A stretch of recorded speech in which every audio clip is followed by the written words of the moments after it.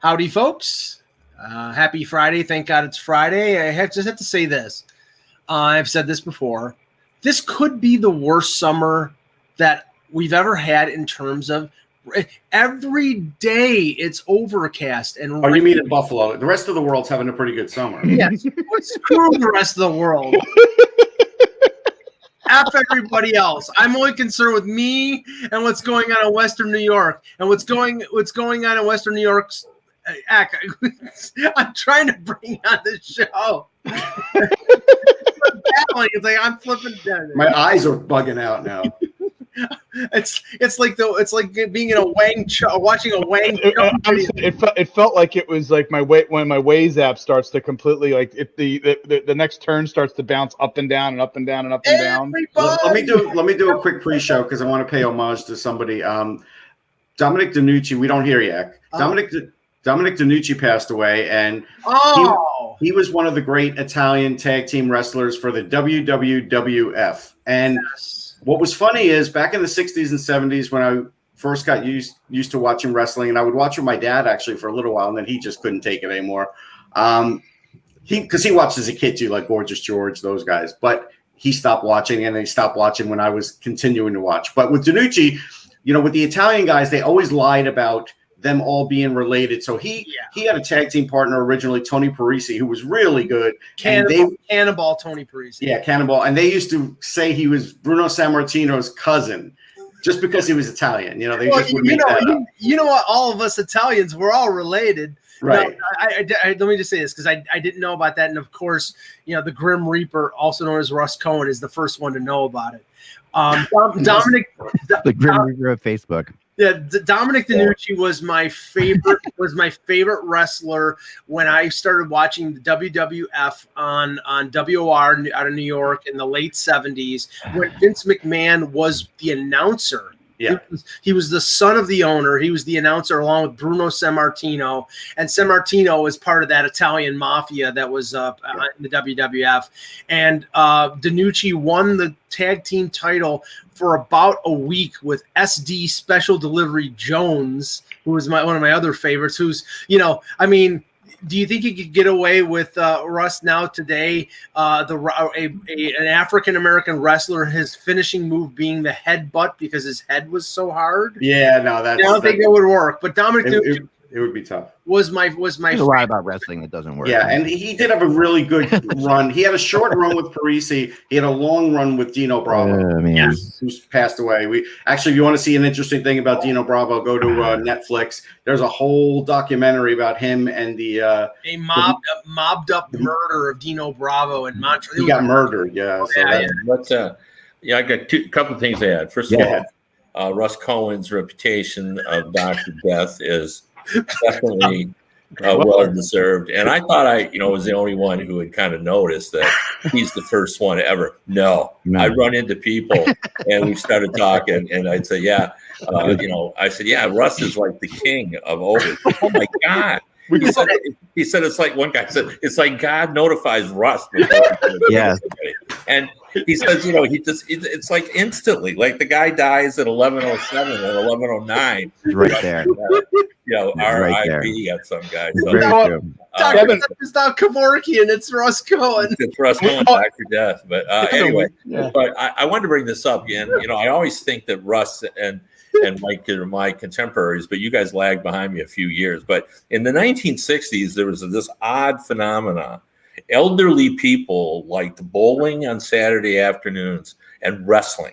My grandmother was totally into wrestling, really? Like Bobo Brazil, the Sheik, leaping Larry Shane. Yep. Like Larry Shane had this move where he would get thrown out of the rink on one side, and then he'd crawl under the bat and go in, and he'd come out the other side. And of course, he'd shock whoever it was that he was wrestling. And my grandmother acted shocked every time she saw that, even though she saw it every Saturday.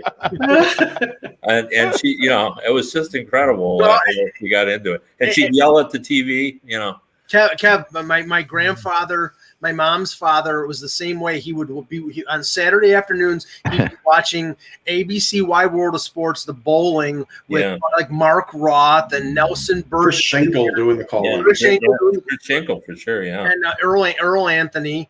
And then he'd be watching wrestling out of CHCH out of Hamilton, and it's all the Greg the Hammer Valentine and Ray the Crippler Stevens and all these guys. Yeah, I mean, I grew up on that stuff, so yeah, it's and the other thing too, Notre Dame football.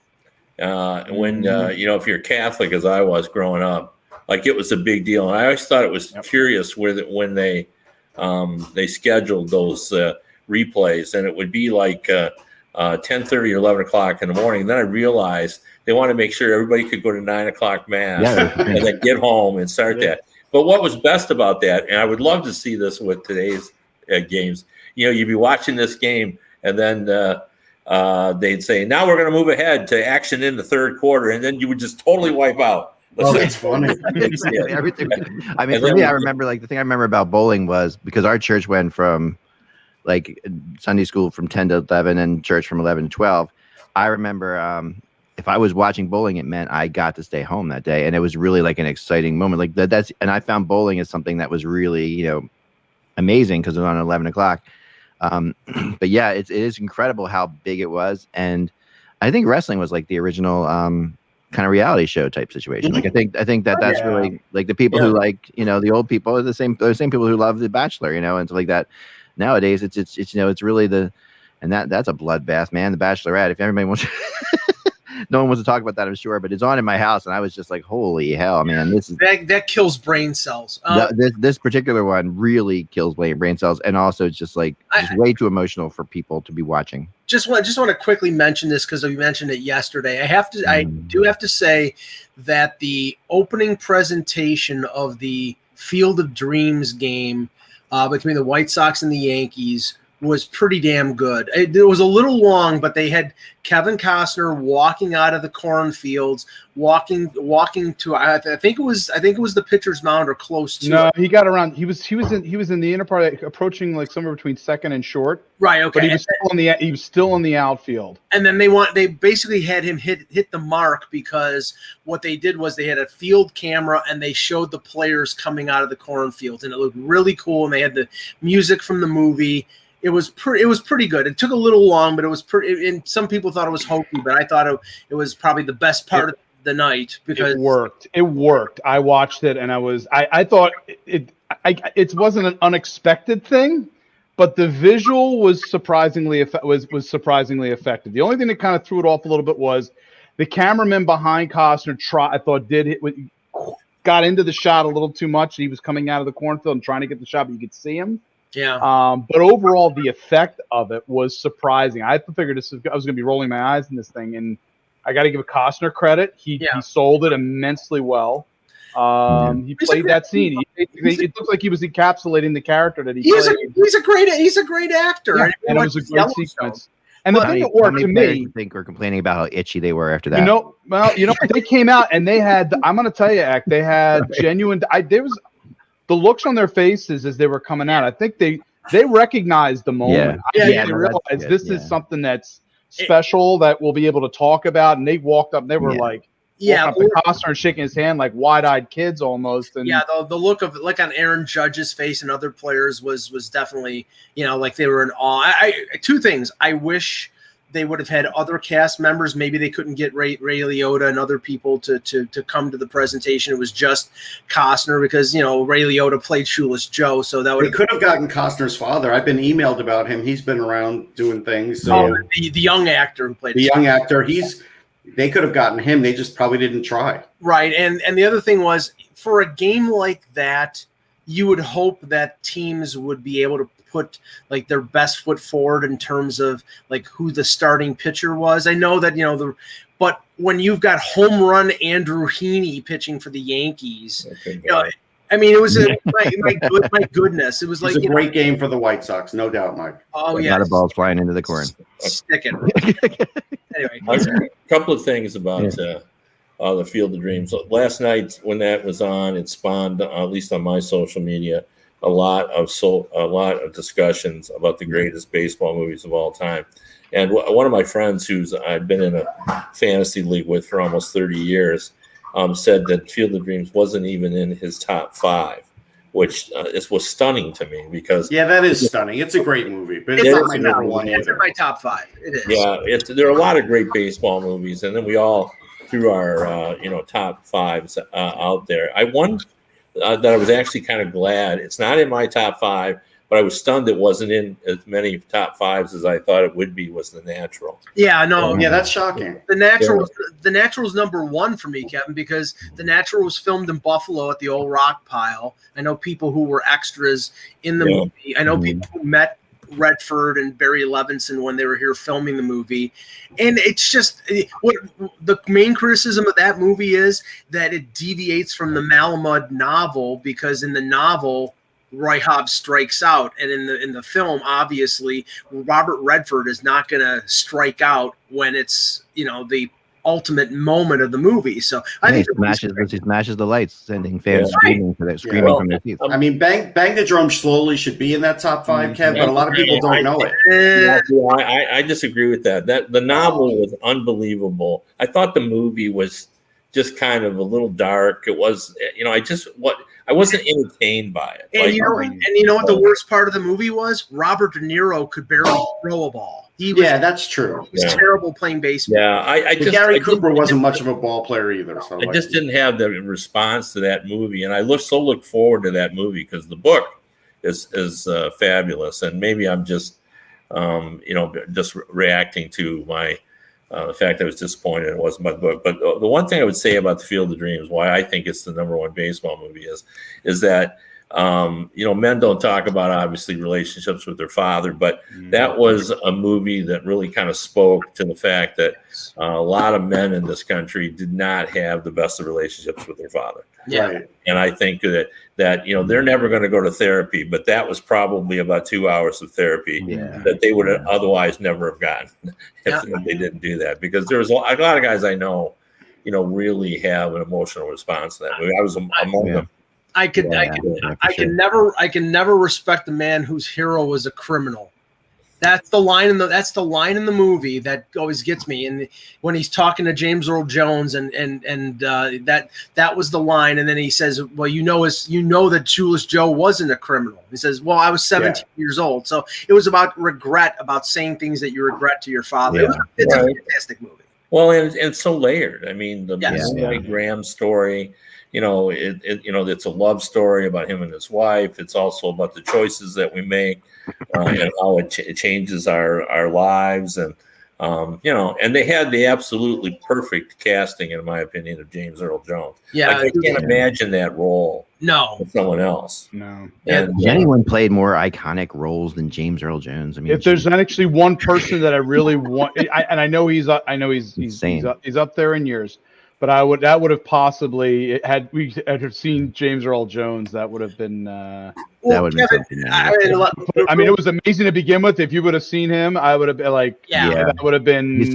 He's become such an internet icon too. Like, he's really. I mean, because he's so classically into like all kinds of geek culture and everything. So, Kev, really quickly, because I know we want to get to what's going on. In that movie, and I told Russ this, and it's a piddly little thing, but Ray Liotta plays Shoeless Joe Jackson. In the movie, they say Babe Ruth modeled his swing after Shoeless Joe Jackson. Babe Ruth was a lefty batter. Shoeless Joe Jackson was a lefty batter. Ray Liotta batted righty.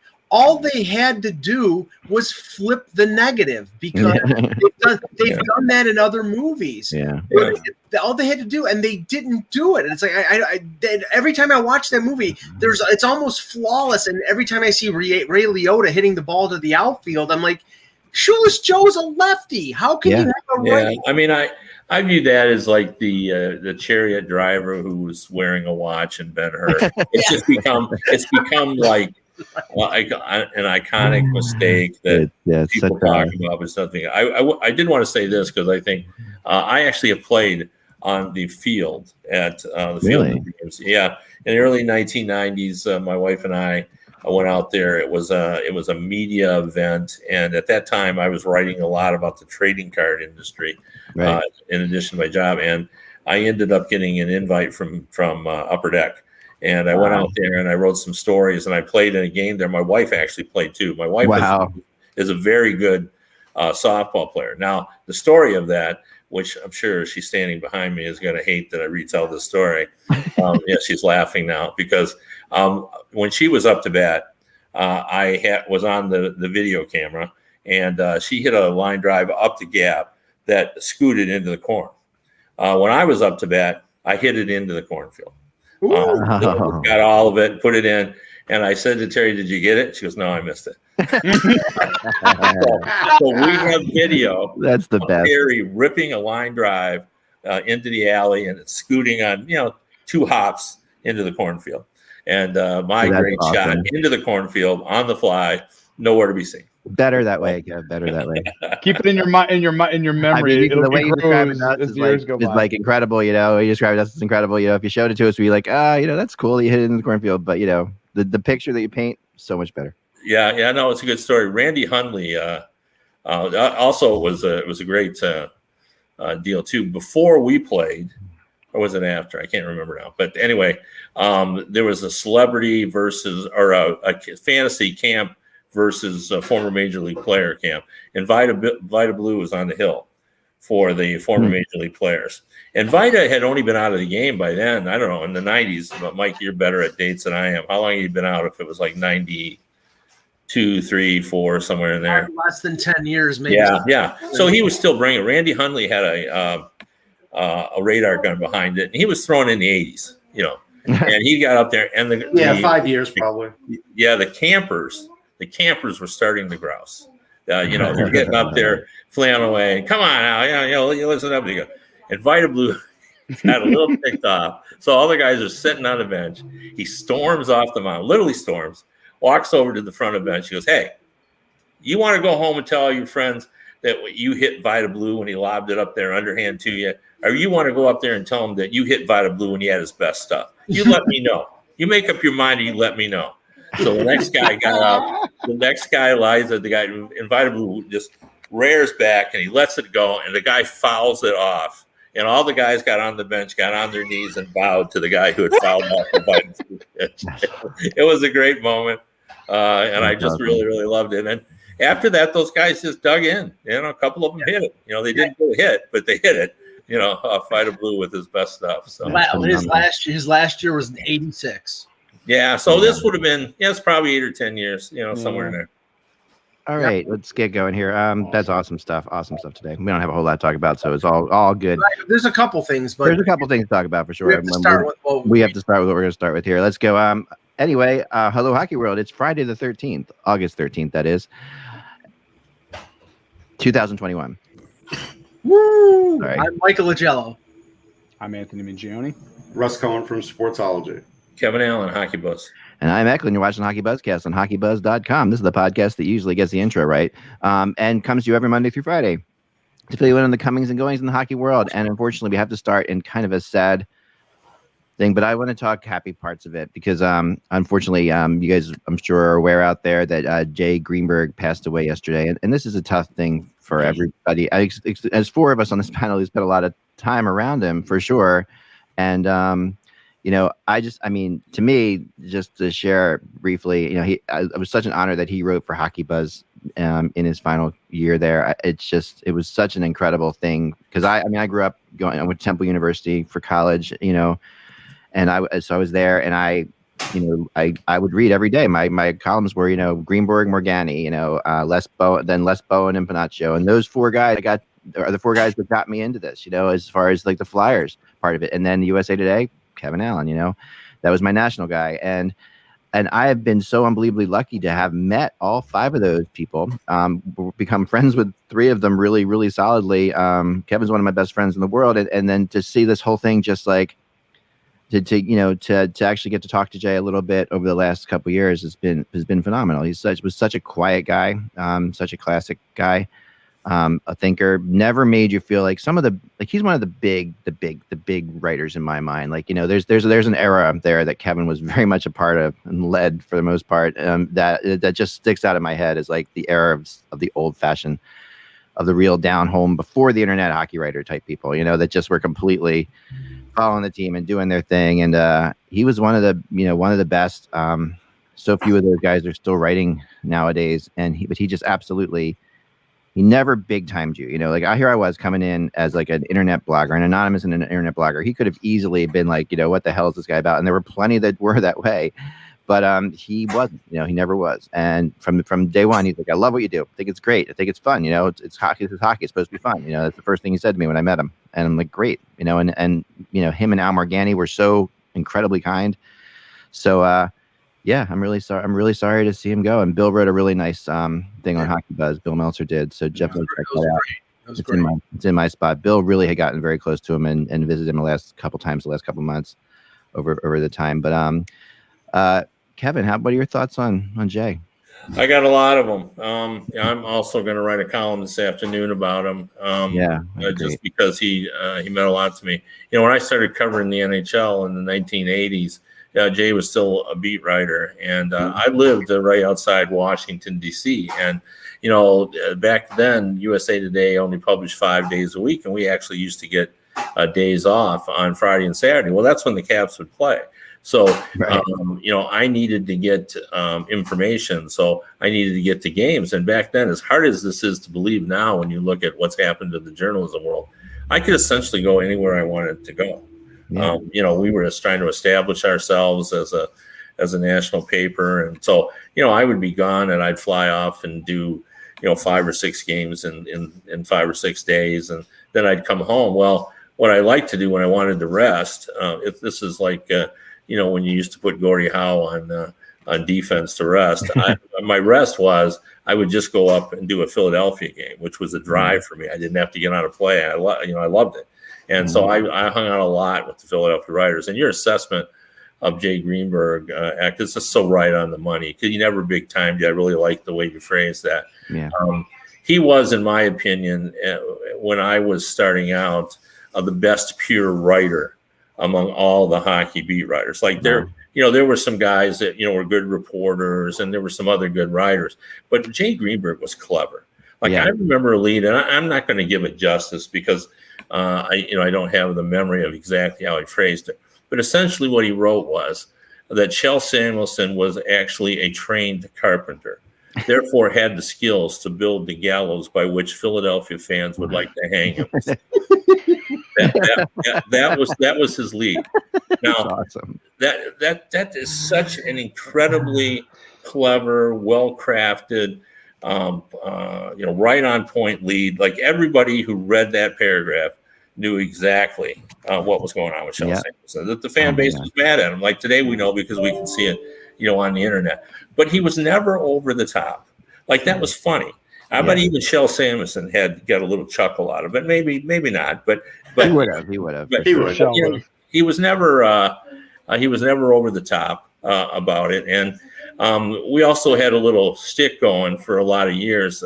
He was fascinated by the fact that I had license to go where I wanted, and yet I did show up often in Philadelphia just because it was convenient for me. Yeah.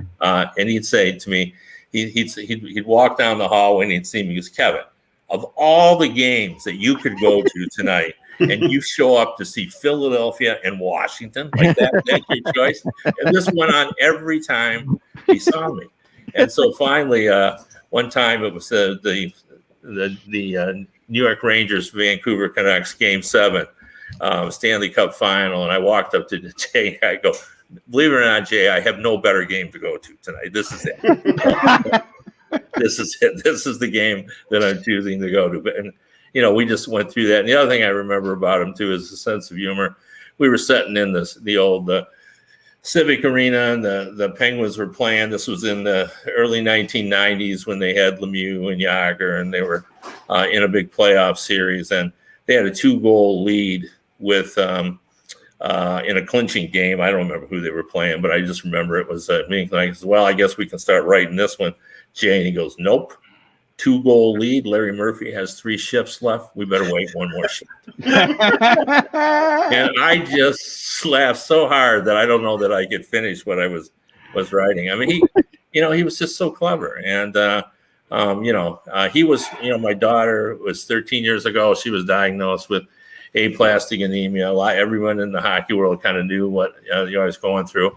And I would run into him so often, always ask me for about the next 5 or 6 years, how's your daughter doing? She's still doing well and all that kind of thing. I think actually he was underrated because he was such a nice guy that, you couldn't get past what a great guy was to sort of notice, hey, this guy is incredible. He's incredible. I know. And I wanted to read something because the last article he wrote, I think anywhere, was August 4th, 2020. So it was just about a year ago for Hockey Buzz. And he starts off with this. Because remember, at this point, August 4th, 2020, last year, we were in the bubble. Okay, the bubble's going on, right? So he starts off with this. August is sweaty enough normally. Now here we are with the Penguins down a game in a best of 5, which is no day at the beach, they will assure you. This is the Montreal series, right? A year ago, they blinked, perhaps in disbelief that Sidney Crosby could be held to a 1 point in 4 games, and it was over. A deeper but far less star-studded Islanders team grinding down another 100-point Pittsburgh season to dust. And then he says this. The Ignominy Hall of Fame, which, if you know what ignominy means, I mean, that's like, I had to look it up. It means the public shame of the Hall of Fame. The public shame Hall of Fame. So basically saying needs to build a new wing every few years. If we've seen it in 1 April, then we've seen it in 50. All for one for all opponent turns the higher profile stars of the favorite individualists, and suddenly that team is not as deep as presumed. All the good work of 82 games flashes before their eyes as they stare into the abyss of a hot goalie's catcher mitt, a self-fulfilling prophecy of doom. That's the first. That's really great. I'm going to post that article later today because that's so cool. That's the first 2 sentences of that article, and it's just like it's amazing how he's getting in, how he just gets into this. Oh my gosh! All this anonymity stands to contribute to the potential terror for the Penguins. 1 year off of first-round humiliation and 3 off a championship, with ever-rotating supporting cast to his 30-something stars. I don't know, there's just like really something. I mean, and this is a guy who wasn't feeling that well at this point. He was already not feeling well, and I didn't really. He was so private about it. None of us knew it. Bill probably knew it, but none of us knew it. Mm-hmm. And I remember reading this and I'm like, geez, this guy's writing for me. And that the same thing happens with me with Kevin. It's just like, and it's like he's writing on HockeyBuzz.com, this stuff. And this is just like the guy I read by the lunch truck in college, It's the same thing. So how about you? We don't those guys, there are still some gifted writers, but it's changed now. Like back when I started, the good writers were the ones that were kind of exalted, but now it's the information guys, Frank Saravelli was on the top because he had all of those expansion picks, and Bob McKenzie always was on top of trades, and there's so many guys like that out there, and we never, like, you rarely now hear about, man, you got to read this just because it's just great writing. Now there's a few of them out there that we do occasionally say that, but for sure, but not as many. As we had back then, and I, like I said, I really felt Jay was the best of the writers, just in terms of his ability to turn a phrase, and he never had to stretch in order to do it like that. I mean, that's all just tremendous writing, but there's nothing there that he had to pull out a pop culture reference or nothing like that. It's just all writing. It's saying like that pro saying. It was all natural for him. I could tell you, I ran into him a lot.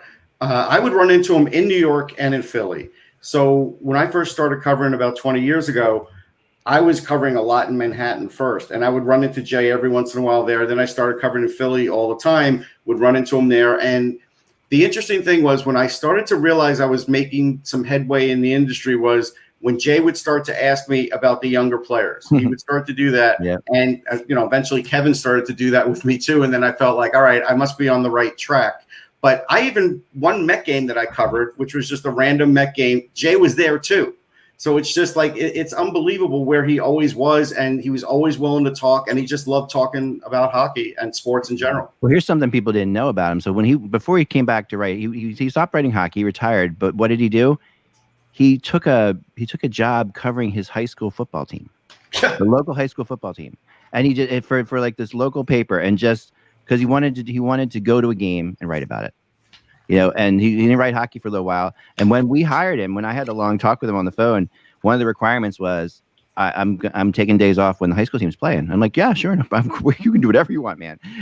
Like, if you write for us, that's awesome.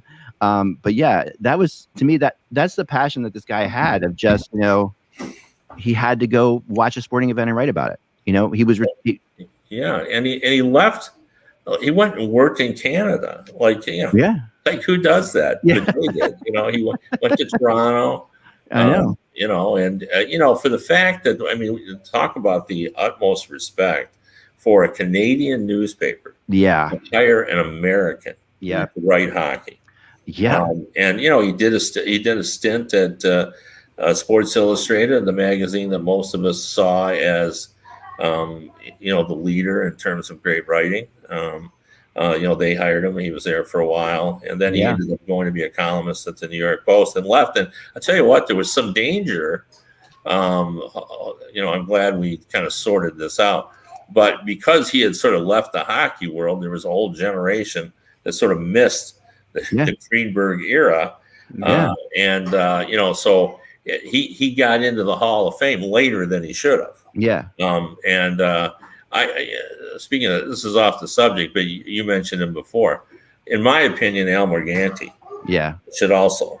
Al Morganti was another very gifted writer, and Philadelphia had both of them. They did, and they were writing opposite papers. I know. I took an internship in Philadelphia. Morganti's issue is similar. It's sort of like the old baseball argument when a guy's career is short. Al Morganti's newspaper career was shorter than what we normally think of in terms of the Hall of Fame.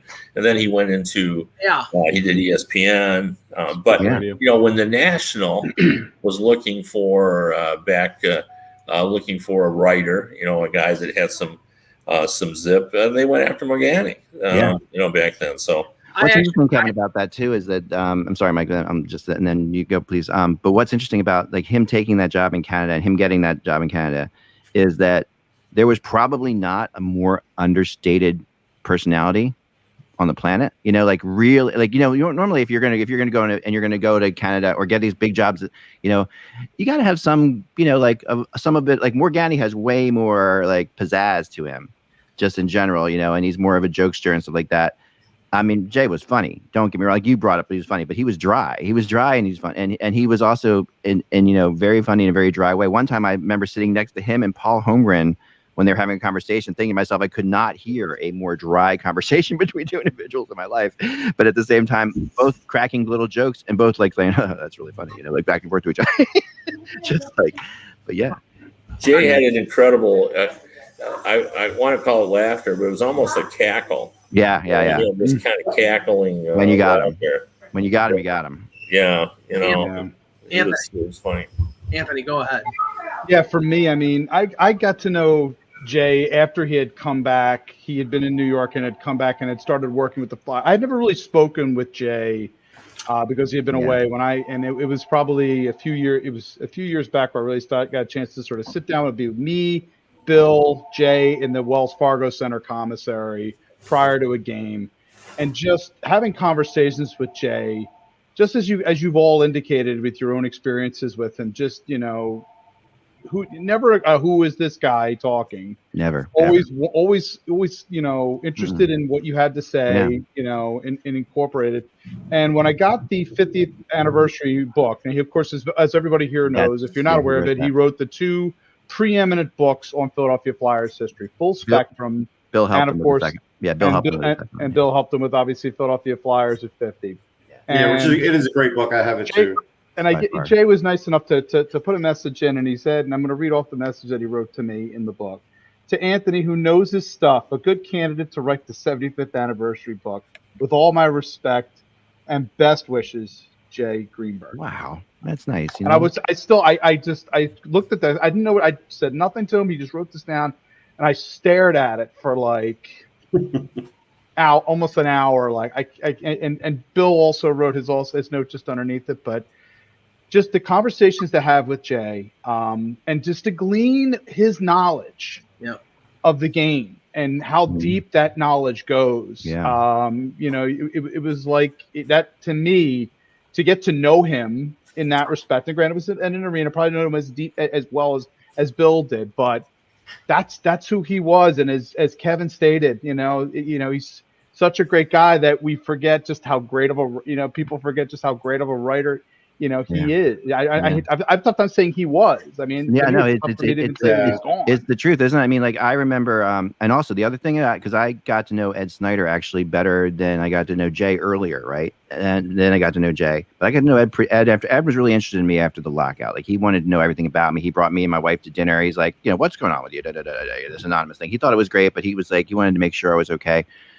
But the one writer that I think he just respected beyond any other Flyers writer was Jay Greenberg. Like I always Ed Snyder. That was Jay's. He was that. Panaccio was not so much. He and Panaccio had their runs, but he respected Panaccio. But I remember like my joke with Ed. One time I got Ed laughing was that you can't spell Panaccio without panic, and I got Ed Snyder laughing on that one, and love Panaccio. Absolutely another guy who wrote for me, a great friend, but they were the way Ed just didn't trust him. Ed trusted Jay, and when Jay took the Flyers, when Jay went at the Flyers, which he would, he would go at the Flyers and say, this is what's wrong.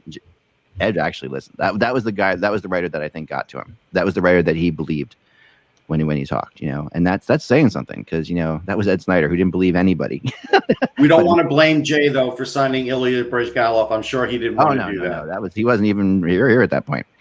He was writing someplace else. But there's no question about it. I mean, I wanted to try to get either Les or Al on at some point to talk about it too, just because they're such great guys, and so maybe we'll be able to do that, because I'm sure Al would like to say something or write something about this, I'm sure. So I have messages out to him today too.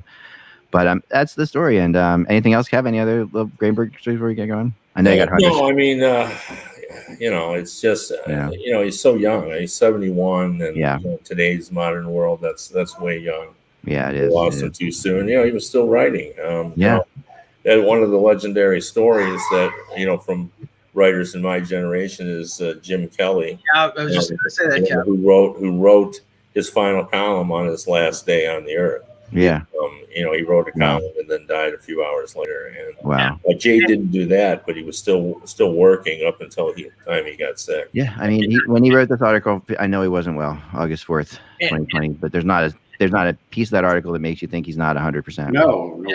And I never met Jay, but being in Buffalo, and I had it was never a face-to-face relationship with Jim Kelly, but he I talked to him as a caller on the radio show many times, and he knew who I was because I was always asking Maple Leaf questions on the Buffalo radio station, and we sort of got a rapport. I sent him messages every once in a while, and he was related to somebody who works for my brother, so I had some correspondence with him. But just going up to Toronto and meeting a lot of the writers that I read as a kid just gives me what Russ and Anthony communicated. They were all very approachable, all very nice, all very supportive, even though I was this blogger, this new media guy. And it's great that generation, on the whole, was accepting of people like us who the commonality there was we all loved hockey. Well, Kevin had a lot to do with that, because Kevin would definitely say that, like Kevin had me to talk to people at the All-Star game in Atlanta. I'll never forget, to the Professional Hockey Writers Association, when that was a gutsy thing for Kevin to do. It was a different kind of day, I'll say that. And you took your heat and I took my heat while I was up there standing. I got questions from people out there, but what I found was that group, that that old group with Dinucci and Larry Brooks and all those guys, they came around, and they're all like great guys, Larry was a bit tough at the beginning. He was really outspoken. tough on me. He was crazy tough on me. Larry's still tough. I mean, Larry Brooks. The one thing that I've always respected about him, and this is the hardest thing when you're a beat writer or you're a national writer, is in order to be successful, you have to develop sources. So you have to become somewhat friendly, but you got to keep them at arm's length. Yeah. And the one thing about Larry is, he had no sacred cows, still doesn't. He writes exactly what he feels, and if it costs him some sources, so be it. And that's hard. I mean, you're constantly sort of battling that as you try to be a beat writer. Oh, sure. And Brooksy's just always right on top of it. And Brooks is still such a great writer. And as a perfect segue here to because one of the things I wanted to bring up was something that Larry Brooks posted yesterday, and it has to do with the Beijing Olympics. He posted yesterday on Twitter, the NHLPA has alerted players that the NHL will not pay for COVID insurance at the Olympics or the Olympic qualifiers. The league position is that the players will not be paid for games they miss because of COVID if contracted at the Olympic Games. This is another hurdle in my mind, because it says the PA has presented the IIHF with a cost of insurance, but has been told international federations will not pay. I'm telling you, I don't think they're going. No, I think it's over. Now, Russ, I don't know. I don't think that kills it. Do you think that kills it? No, I don't either. But I will say that this, they're just throwing way too many. Trying to trip them up. I mean, this is a really tough issue for them because, well, first of all, the IOC should pay this. They should. Yeah. I mean, they really benefit greatly to having the NHL players there. It's a lot bigger for them. Than it is for the NHL to have these players and there. And I don't understand why they wouldn't step up and take care of this. Last time when Renee Fassel at the end, ended up doing what he needed to do to get the teams there. But it looks like this time they're, putting the onus on the players. And, the league problem is they don't want to go. They never have wanted to go. They agreed to do it as part of collective bargaining, but they don't really want to go. So, I don't know. Ultimately, I think the players want to go bad enough. They'll sort it out. But saying that, this is something I don't think anyone anticipated. And Russ, didn't you say there was some sort of deadline that Bill Daly came out? Yeah. So Bill Daly was interviewed by somebody the other day. I forget who. Apologies to that, but after dancing around a question when he was basically asked, like, is there a deadline? And he was just like, yeah, basically like the end of the month. The end of this month, he was pretty much saying is the deadline. He didn't say those exact words, but he inferred it. I could hear Bill Daly saying that. Yeah, and this is a really big issue for some clubs. And I had written a column last month about how COVID was causing issues with teams and selling tickets because people are concerned of what's going to happen. They're going to shut down the season and all that. And people were kind of upset that it was a negative column, but it's just reality. It's one thing in major markets where they don't have as much trouble. Like I don't think Toronto's worried about selling tickets. But, when you're in Nashville, you're in Carolina, you're in Florida, Arizona and Dallas and those places, trying to sell season tickets requires some work. And when you don't have your schedule set, and Mike brought this up before, and it was a great point. A lot of people do plan ahead. They're bringing friends in and want to go to games, and they don't quite know. They're afraid they're going to get moved. Now we don't even know, are some cities going to be closed? How many people are going to be brought in? And some people say, all you got to do is look at the playoffs, and you'll know that, people will come back given the opportunity. Well, but not everybody, and not all your season ticket holders. Right. And it's really important that in selling the house, as they say, the money is made in the last 10% of the house. If they get 16,000 people in a 20,000 seat arena, that's not good. Well, here's the way it goes.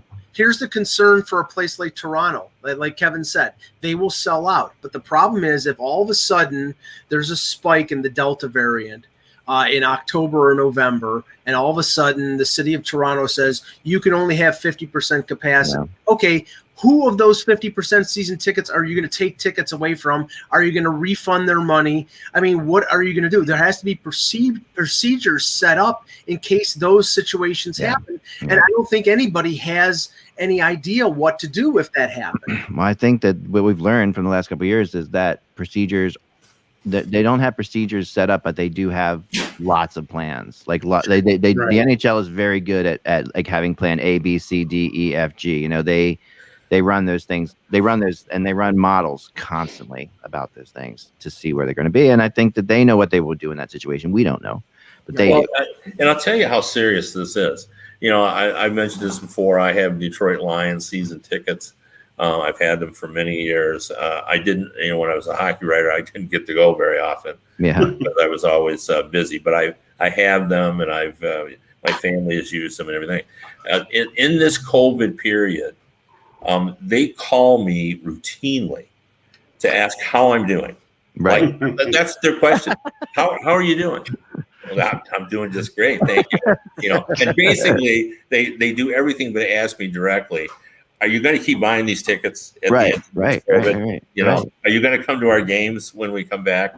And they asked me that directly last time, and I just said, well, my wife is a little unsure. I'm not quite sure what we're going to do, but I'm going to keep my tickets. So you can put me in that box that I'm keeping my tickets, but I don't know if I'm coming back quite yet, because it depends how my wife feels and so forth. But now Russ has got something, but with the Anaheim Ducks prospects. But I wanted to bring up we do have a signing. The signing of Joe Thornton to a 1-year deal with the Florida Panthers. And Russ and Anthony were just like, I wonder how Mike is feeling right now.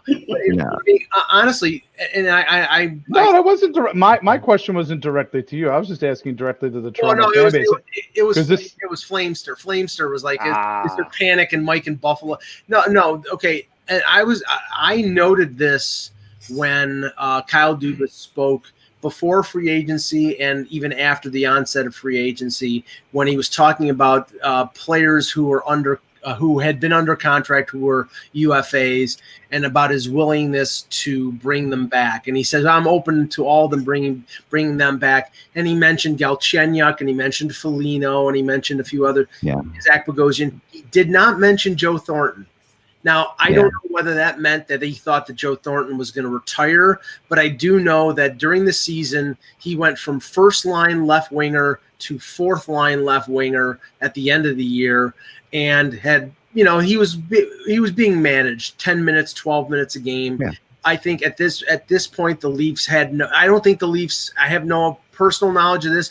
I don't think the Leafs made him an offer. I don't think they wanted him back. And, I'm happy for him if he wants to continue his career. It's nice and sunny, and, Florida is a place where people go to retire. And I'm not surprised by this at all, looking at it from a Florida perspective. It's a no-risk move. One of the things about Bill Zito that I've learned over the years is that he, if he was going to model himself after one GM, it would be Lou Lamoriello. That's the guy he really looks up to. There's Lou, when Zito's twins were born years ago, I saw this one time.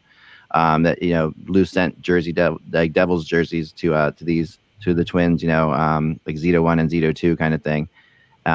They really do have a good relationship, and part of that thing that Lou has is having really strong leaders around. And this is something that I think that when his first move last year, to get from Pittsburgh, Hornquist, that was not surprising.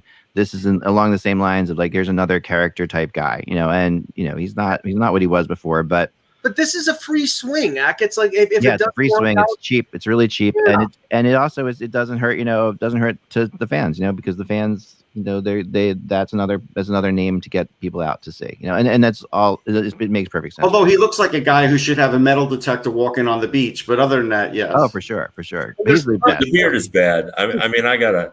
Yeah. At the risk of sounding like Mike and complaining, the beard is so bad. The beard is terrible. I'm bothered by the beard. I shouldn't be, but it just makes him look. I think the assessment of calling him a guy that looks like he's mining for quarters on the beach. There's plenty and he's going to Florida too, so it's like he could do that. This is not Northern California. This isn't San Jose. This that's different, whole different climate than what he's going. It is like going back to like his roots of really being a super laid back guy. Like he is definitely, Toronto was not a laid back place for him to play for sure. No, the other thing why it bothers me, I think, too, is that, and I've had discussions with Tom Laidlaw about this, who, pretty much has a shaved head or just a little stubble on his head. Yeah, right. And that is that like hockey players in the 70s, 80s, 90s, like they really cared how they looked. Yeah. Their hair coming out of their helmets in the 70s had to be just so. And, flowing hair, and they watched them. They didn't like wearing helmets during the pregame because they wanted to look good. And that's been replaced by these scraggly beards that are just crazy. And I say to my wife, do you think he looks in the mirror and says, man, this really looks good? Do you think his wife looks in the mirror and says this looks? I mean, that's the other thing. He's remarked his wife doesn't like it. Like, we know this. That's the thing. Like, I have many times, like, it was a November thing one time, and my wife just looked at me and said, if you even think about it, just leave. Yeah, like I don't even, and I don't even know why I care. That's you got the beard not going. something I normally think about. But with Joe Thornton, I've just been bothered by.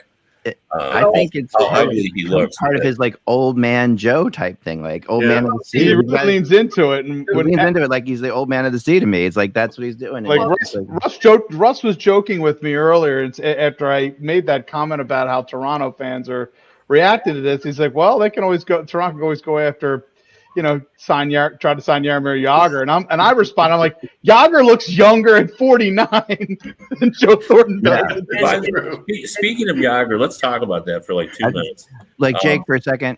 Yep. Jake puts in, here are 5 handsome dudes talking about Joe. Thanks, Jake. I appreciate it. Very nice. I know. Thank you. Appreciate it. Yeah. I know. Like I said, I don't know why I'm even bothered by that. But Go ahead. Go on, Jagr. I just wanted to throw out the Hockey News Sports Illustrated did this piece about Jagr's going to play. He turns 50 this year. He's going to play for Kladno again. And, he was an okay player when he recovered from his injuries last year and played. And in the playoffs, I think he had 10 points in 16 games. It's not like he can't contribute. But the stories seem really sad to me when I read it because he admits he's only playing because he's trying to keep his franchise really afloat. And it just seemed kind of sad that he's in the position. He feels like if he doesn't play, the sponsors will buy that. Do you buy that, though? I do buy it. I do. Yeah. I mean, I think that's true. Everything he's saying is true. But deep down, isn't that a good way of a good excuse to win? Because he said he was. He used the word that he was embarrassed. Does he ever want to stop playing though? I have a friend that went there and saw a game, and also went to a restaurant, and they have like a wax statue of him in the restaurant in town there, and so. It does depend on him, unfortunately. It does depend on him. I get that. But he also doesn't – it's like, he doesn't need a lot of excuses to keep going. At least playing. To keep playing for him, I don't think he needs a ton. At least the restaurant didn't have a chocolate fountain like Golden Corral. There you go. Well, that's not okay, let's before we end the show, let's get to the Anaheim Ducks. We're taking a look at a couple of the prospects for each team, and yesterday we did the Arizona Coyotes out of order, thankfully, because the Buffalo school system doesn't know that AN goes before AR. Well done, Mike.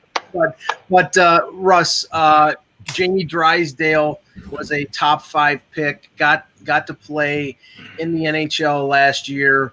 I thought it countered himself pretty well. I think he looks like he's going to be a really good player.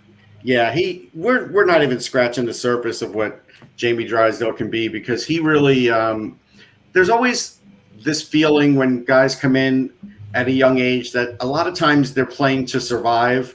And I think on a bad team too, it makes it a little harder for a guy who wants to be really offensive but realizes that he can't right now first season. And I think that's what you saw in Drysdale. Still at 8 points, whatever he had, but the skating on him, the way he can really cause panic in the offensive zone. The minute he gets that puck into the zone, if you let him carry it up the ice, you don't know what he's going to do with it. And he's a great passer. But he could be physical. He likes when guys go after him so he could draw defenders. he is going to be a top-notch defenseman in this league. And I wouldn't be shocked because, like, Eck wants to know, like, the breakthrough guys. Like, he's probably their breakthrough guy because I feel like Zegras broke through a little more last year, and we'll talk about him in a minute. But Drysdale is going to be one of those guys that he has the right mental makeup. He is not afraid of anything, and he's got the tools to back it up. And I think his skating has improved a little too, and that's something where it's really just minute, like, for a guy like that. But again, super, super dangerous. And then, with Zegras, it's interesting because I definitely ranked Turcotte a little higher than Zegras because when I remember Zegras in his draft year, he didn't have it all together as quickly as Turcotte did. And that's probably because Turcotte was more physical and he did those little things, and we all love the little things. And, he could make plays on the wall and all those kinds of things. And Zegras was a little bit skinnier, definitely faster, and definitely more upside in the sense of scoring. But Turcotte was more of like that guaranteed rock solid pick. If you take him, he's going to be an NHLer, and if he's not a number one center, he'll be a number two. And the thing with Zegras is, I think he is past Turcotte now. Now, whether Turcotte catches up, that's a whole other thing. But right. But I think he's past him because his skating got even better over the time he played for the Gulls and got to Anaheim. And boy, I gotta say, he is so dangerous out there. Now, it's good that they have Getzlaf, so he doesn't have to be a number one center. You don't want to put him at the one, but at the two, that is the perfect place for him. And look, he won't have too much pressure. There's a little bit of pressure because like every team's going to have some pressure, but he's used to it being from the USA system. He's just a tremendously gifted passer, great vision, and he's another one that can break down what's happening in front of him and make plays that support the team and really kill the opposing defense. So he had like 13 assists already last year. Yeah. I think that goes up. I think he gets more power play time. I think he gets more everything. And Zegras is another one that will be a future all-star. It's funny. I don't know who's going to be the better of the two because they're two different positions, but it's, I could almost see Drysdale making more money than Zegras someday just because of the way it is with defensemen now. But they have two good ones, man. Yeah, that's really good. I would add on that. I'm sure Russ is right regarding, how they'll develop. But I have talked to several general managers about Turcotte versus Zegras, and they all are pretty much in agreement. They think Turcotte will be the better all-around center, more complete, maybe a Trocheck style. But Zegras will be better offensively. Yeah, and he's already shown that last year. He left the tournament, the World Juniors, with 18 points. He was over a point per game, even though Russ is right to say the American Hockey League goaltending was not great. It was bad. It was thin, but he had over a point per game in the AHL, and then he scored 13 points in the NHL in 24 games. For a 20-year-old, that's ridiculous. So he could be a star. We'll see. For sure. Well, thanks everybody for watching today. We're ending right at 1 today because right after this, if you want to watch, how can people go watch what we're doing? So what's happening next? Russ and Mike do this show about rock and roll, a podcast about rock and roll and different things about music, and I'm going to join them today too as we talk about the Genesis Foxtrot album from the 70s, one of my favorites of all time. So how can people watch that, Russ? Well, basically Mike sent out the link the same way you look for the link for the Hockey Buzzcast. The link will pop up, and you could no, I didn't send it out publicly. Because we're doing it audio. It's going to be on your SoundCloud page. That's okay. So we'll have to wait until like an hour after the show, and it'll be up. Definitely go to Russ's SoundCloud. How you get it? It's on SoundCloud. A lot of guys have already found it. It'll be on his Sportsology Twitter feed. There you go. Perfect. And we'll also this weekend we'll also be back. We took a 1 week hiatus. Off the Post Radio will be back this Sunday. And we'll be talking about pumpkin spice. Fantastic. We will. Kevin, you're on vacation next week. Have fun. I am on vacation. I got all my grandkids. The fact they're all here already, and the fact that we didn't hear them is a modern miracle. That is a miracle. Have fun. Well, thank them all for us. All right. Remember, without the buzz, it's just hockey, guys. We will talk to you all on Monday. Have a great week.